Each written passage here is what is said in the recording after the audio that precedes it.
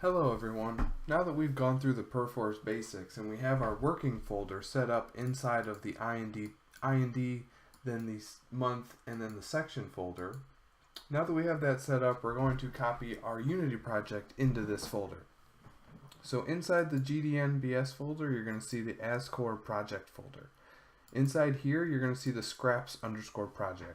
This is a Unity project ready to go that you can start with. You're going to complete your assignments and activities, as well as design any of your mechanics and use this further in level design in PMP3.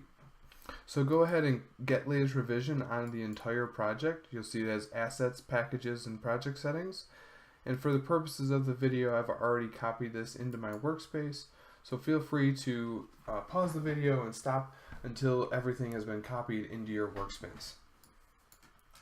Once that finishes, you go ahead and copy the project template, copy it to your clipboard, and now navigate back to your working folder. So inside IND, and then the month, the section, and working. So this is called working because this is where you'll be working on your activities and your assignments. This is going to be the same structure that you're going to use in both my class, level design, and PMP3. So now you can go ahead and just paste right next to your contact info, paste your project, and just rename from Scraps Project to just your initials up front. Alright, so now that we have that, before we even open it in Unity, we're going to come over to our workspace and refresh, and there you'll see the Scraps projects inside of that working folder. Okay, so make sure you're not in this folder structure. If you try and mark for add on Scraps project, you're not going to be able to. You don't have permissions to this folder. See, no permissions for operation on files. So make sure you're inside the working folder, and on the project itself, you're just going to right click and mark for add.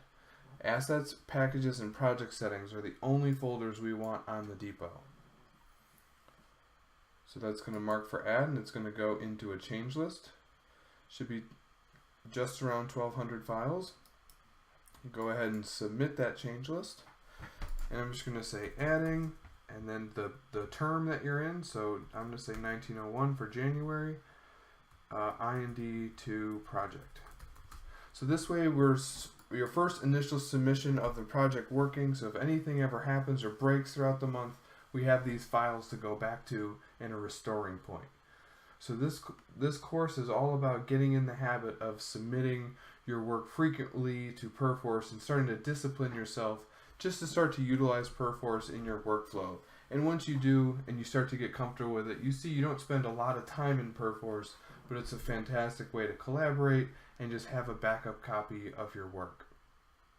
Alright, so I'm going to go ahead and let this submission finish. And then in the next video, I will cover opening up the project in Unity.